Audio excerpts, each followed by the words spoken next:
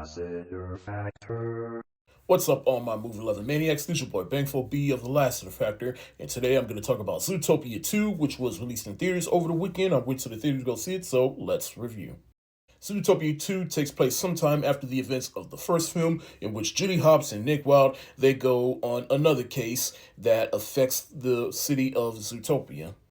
Meanwhile, their relationship gets tested, and they enlist the help of a snake.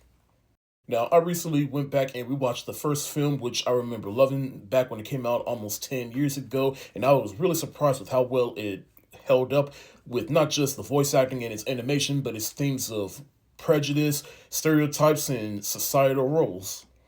Dare I say, this is the type of movie that the MAGA crowd need to rewatch, but I'm not going to open up that can of worms here right now.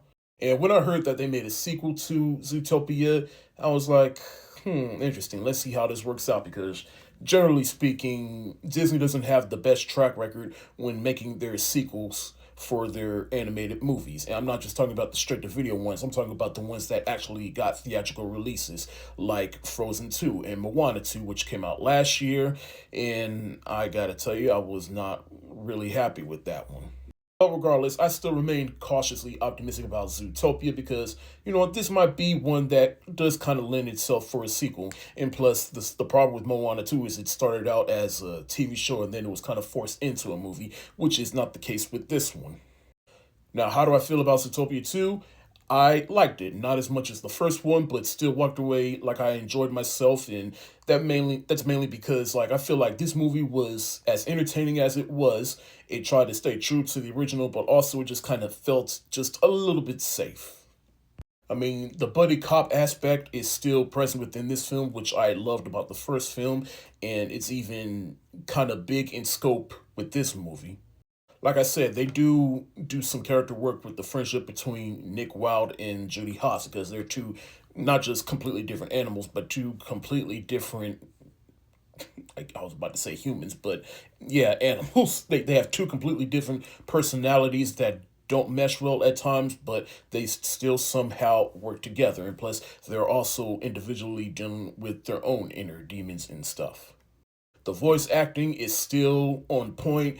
You got Jennifer Goodwin, who still voices Judy Hopps, as well as Jason Bateman, who still voices Nick Wilde, and those two work well together. And then you got Ke Kwan, who plays the voice of the snake, and he's just a sweet little snake.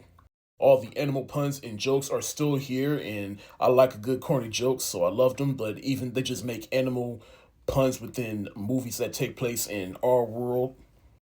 There's even a movie reference during the climax of this movie that I won't spoil, but once it happens, you'll know what I'm talking about. On top of the themes that were explored in the first movie, you also get themes of colonialism, gentrification, and one thing I never realized is that there's no reptiles in Zootopia in the first movie, and they explore that here. I can't say I love this movie because, like I said, it just feels like this movie was just a little too safe at times. But that's okay. I understand they didn't want to push the envelope a little bit with this movie, but it was still entertaining and it still maintained the spirit of the first movie. And in my opinion, it's definitely one of the better Disney sequels. I'm going to give Zootopia 2 the thumbs up emoji. That's it for the day. Have you seen Zootopia 2? If so, let me know what you think in the comment section below. This is your boy Bangful B of the Lassiter Factor. Stay safe. Wash your hands. Peace.